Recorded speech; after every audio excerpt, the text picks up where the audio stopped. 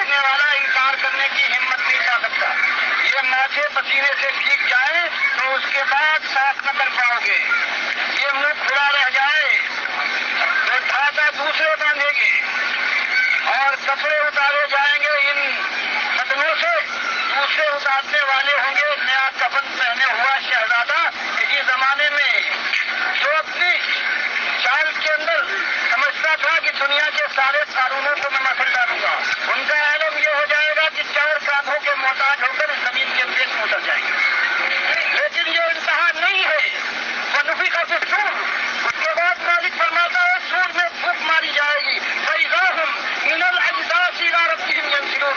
ساری کائنات کے باقی اللہ کی بارگاہ میں کھڑے ہو جائیں گے اور وہاں ایک ہی سوال ہے کہ تم کو ہم نے پیدا کیا، تمہاری ماں کی چھاتیوں میں خود ہم نے پیدا کیا تھا، ہوائیں ہم نے جلائی، بادلوں سے ہم نے برسایا، زمین سے اللہ ہم نے اگایا اور تم کو تخلیق کی.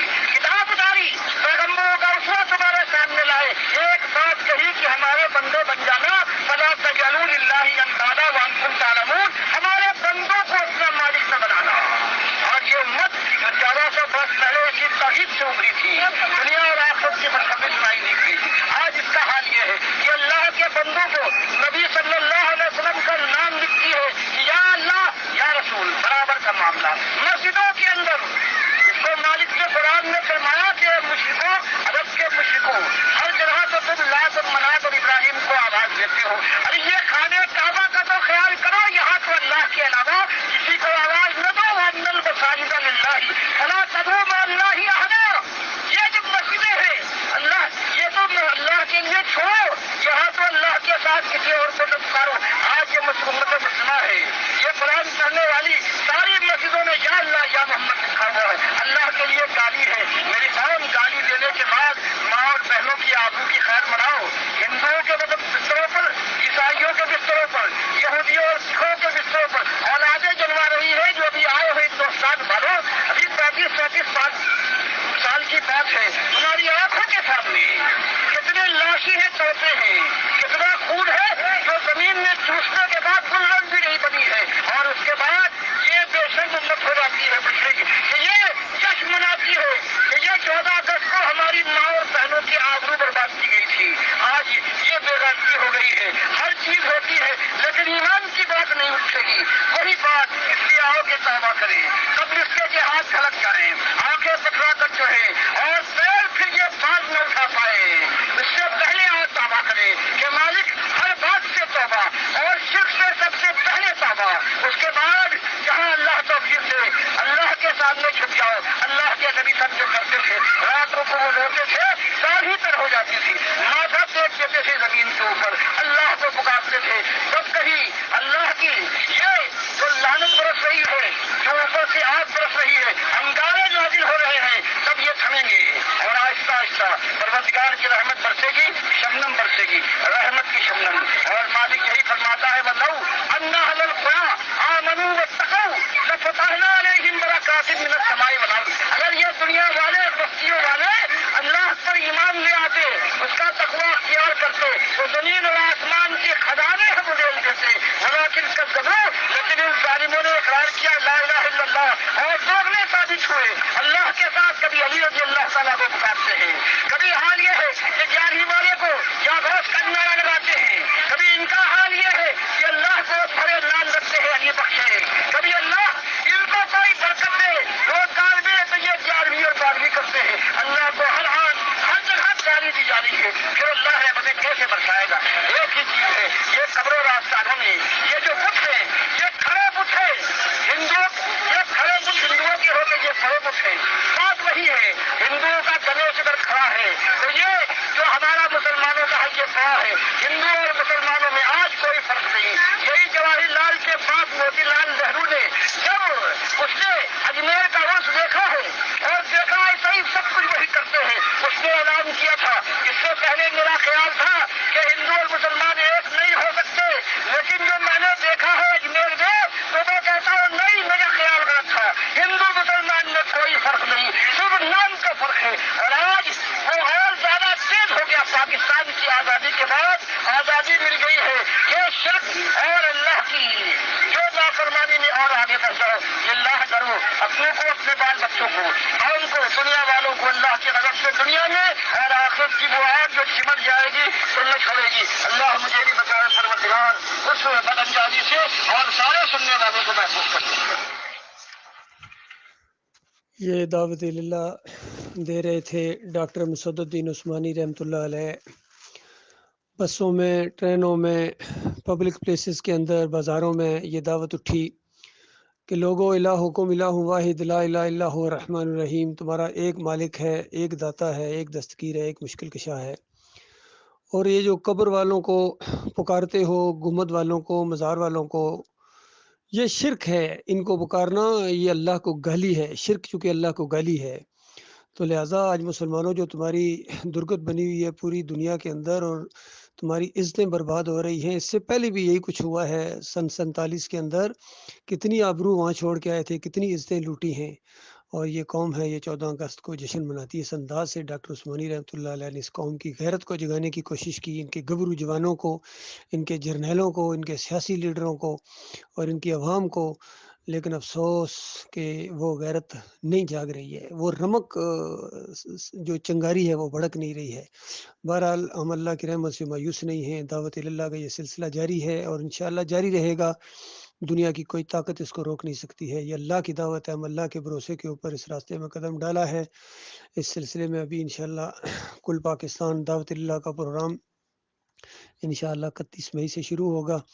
پچھلے سال بھی یہ 10-12 دن کا یہ پروگرام تھا، مختلف شہروں کے اندر ہمارے ساتھی گئے تھے، اسی طریقے سے بازاروں کے اندر دعوت اللہ ہوتی تھی، سر عام لوگوں کو اریاں دعوت دی جاتی ہے تاکہ لوگوں کو فرق محسوس ہو اصلی مسلمانی میں اور اس نقلی مسلمانی میں، اور ان کو احساس دلایا جائے کہ تمہارے عقیدے کے اندر خرابی ہے، تمہارا یہ مسئلہ ہے، باقی سارے تمہارے مسائل ہیں یہ چٹکیوں کے اندر حل ہو جائیں گے، یقین کرو تمہارے قرضے چٹکیوں میں اتر سکتے ہیں اور تمہاری عزت پھر بحال ہو سکتی ہے، اسلام کو پھر غلبہ مل سکتا ہے، لیکن شرط یہ ہے ان کنتم مومنین، اس شرط کے ساتھ کہا گیا تھا وَأَنْتُمُ الْأَعْلَوْنَ إِن كُنتُم مُؤْمِنِينَ، کہ تم سربلند رہو گے اگر تم مومن بن جاؤ۔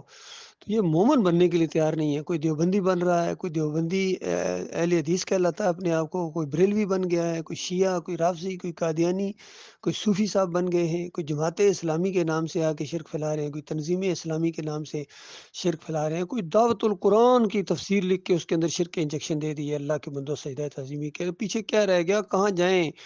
محمود الحسن تفسیر شبیر احمد عثمانی کے پہلے صفحے کے اوپر جو اللہ کی کتاب کا پہلا صفحہ ہے، توحید کی آیت ایاک نعبد و ایاک نستعین آئی ہے، اس کو شرک کے اندر بدلی کر دیا شبیر احمد عثمانی اور محمود الحسن نے، اور ابھی تک وہ قائم ہے۔ اندازہ لگائیے چیف جسٹس تک تقی عثمانی نے اس کو پرنٹ کرایا، آخر میں بہترین کاغذ کے ساتھ وہ شرک اسی کے اندر قائم ہے، اور امت مسلمہ کو عرصہ دراز تک یہ ایک تحفے کے طور پر سعودی عرب سے یہ تفسیر دی جاتی رہی ہے، اور پہلے صفحے پر لکھا ہوا ہے کہ شاہ فہد کی طرف سے امت مسلمہ کو تحفہ، تو یہ تحفہ دیا گیا امت مسلمہ کو شرک کا۔ تو اللہ کے بندوں پھر ذلت اور خواری کیوں نہ آئے؟ عربوں کے اوپر بھی ذلت اور خواری اور اجمیوں کے اوپر بھی ذلت اور خواری، اندر والے بھی مارتے ہیں اور باہر والے بھی مارتے ہیں، یہ شرک کی وجہ سے یہ ڈاکٹر صاحب نے دعوت اٹھائی ہے۔ اللہ کے بندوں صحیح معنوں میں جو اللہ کے راستے میں جہاد کرنا چاہتے ہو، جنت کے شوقینوں اور جنت کے باغات اور ان بڑے بڑے محلات کے اندر جو رہنے کا تمہیں شوق ہے، وہ ادھر آؤ، پورا ہوگا، اسی ایمان خالص کی طرف آؤ اور شرک کو چھوڑو۔ یہ جماعت قائم ہوئی ہے الحمدللہ، ڈاکٹر صاحب کے ساتھی ابھی موجود ہیں، اس دعوت کو قائم رکھے ہوئے ہیں الحمدللہ۔ میں ارشد کرملائی آپ سے مخاطب ہوں اور یہی گزارش ہے، من انصاری اللہ، اللہ کے معاملے میں کون ہمارا مددگار ہے، تاکہ اس دعوت کو ہم اور آگے بڑھائیں اور تیزی اس کے اندر لائیں، اور اس کے اندر نکھار آئے گا جب مخلص اور باصلاحیت لوگ ہمارے ساتھ ملیں گے۔ اللہ تعالیٰ ملائے گا جن کے دلوں میں اللہ کا وقار ہو، اللہ کی عزت ہو، وہ ہمارے قریب ہونے کی کوشش کریں، اور جو اپنے دنیا کے اندر بس دنیا کمائے جا رہے ہیں، دنیا کے اندر ان کی وہ زیادہ رغبت ہے، یا فرقوں کے اندر یا برادری کو خوش کرنا چاہتے ہیں، دوستوں کو، اور اپنے ملک کے وہ پجاری ہیں، جمہوریت کے پجاری ہیں، وہ اس راستے میں نہیں آ سکتے ہیں، اور نہ ہی ہمیں ان کی ضرورت ہے۔ اللہ تعالیٰ اپنے مخلص بندوں کے ذریعے رنگے جہاں بدلی کرے گا۔ یہ تو اللہ کا لاکھ لاکھ احسان ہے، مالک نے پہلی اینٹ کے طور پر اس بنیاد کے اندر جو ہمیں مالک نے منتخب کیا ہے، ہم سلیکٹڈ لوگ ہیں الحمدللہ، اللہ نے چنا ہے، اور اللہ کا انتخاب غلط نہیں ہو سکتا ہے۔ یہ دعوت آگے بڑھتی جائے گی انشاءاللہ اسی جماعت کے اندر، عیسیٰ ابن مریم کا نزول ہوگا آگے جا کے، اور بہت بڑی اللہ تعالیٰ فتح دے گا مومنوں کو۔ مسلم کی روایت کے اندر آتا ہے 7 سال تک اس زمین کے اوپر آئیں گے، کوئی ایک کافر مشرک نہیں ہوگا، نہ یہودی ہوگا نہ عیسائی ہوگا، جزیہ ختم کر دیا جائے گا، سلیب توڑ دی جائے گی، خنزیر کھانے والا کوئی نہیں ہوگا، اور اس کے بعد کوئی مسلکی آدمی بھی نہیں ہوگا، کوئی بریلوی نہیں ہوگا، کوئی دیوبندی نہیں ہوگا، کوئی اہل حدیث، کوئی شیعہ، کوئی قادیانی، کوئی سکھ، کوئی ہندو، کوئی بھی نہیں ہوگا اس زمین کے اوپر، سارے کے سارے مسلم ہوں گے۔ دیکھنے والے اس منظر کو بھی دیکھیں گے، اور اس کے بعد پھر آہستہ آہستہ ایمان کم ہوتا جائے گا، تاکہ مومن بھی ختم ہو جائیں گے، اور پھر ایک دفعہ زمین کے اوپر ایک ایسا دور آئے گا آخر میں بالکل کہ یہ گدوں کی طرح مستیوں میں مبتلا ہوں گے، اور دنیا ان کے اوپر بے اندازہ کھول دی جائے گی، اور اس طرح یہ بالکل دیوانے ہو جائیں گے، کوئی ایک مومن بھی نہیں ہوگا، اور سور میں پھونک مار دی جائے گی۔ یہ اینڈ ہے اس دنیا کا۔ پھر اس کے بعد میدان محشر لگے گا، اسی نقطے کے اوپر فیصلہ ہوگا، کون جیتا کون ہار گیا۔ الہکم الہ واحد کیا مسئلہ تھا، ایمان کیا چیز ہوتی ہے، اور شرک کیا معاملہ ہوتا ہے، اس وقت پتہ چلے گا۔ جنہوں نے آج دنیا میں شرک نہیں چھوڑا ہے، چاہے واسطے وسیلے کا شرک ہو، بے حق فلاں بے حرمت فلاں کا شرک ہو، تعویذ گنڈے کا شرک ہو، یا یہ نظر و نیازوں 11ویں اور 12ویں کا شرک ہو، محرم کے سبیلیں لگانے کا شرک ہو، گھوڑے کی پوجا ہو یا گائے کی پوجا ہو، مزاروں کی پوجا ہو، گمبد کی پوجا ہو، یا اس کے بعد عوام کی خدائی کہتے ہیں، عوام کی خدائی، یہ بھی ایک طاغوت کی حیثیت اختیار کر گئی ہے، یہ جو سسٹم ہے جمہوریت کا۔ اور اس وقت پتہ چلے گا کہ ایمان عقیدہ کیا ہوتا ہے۔ آج تو کہتے ہیں نا بالکل آپ شرک شرک شرک، اور کوئی چیز کوئی نہیں آپ کے پاس، کوئی ہمارے پاس اور چیز نہیں، یاد رکھیے۔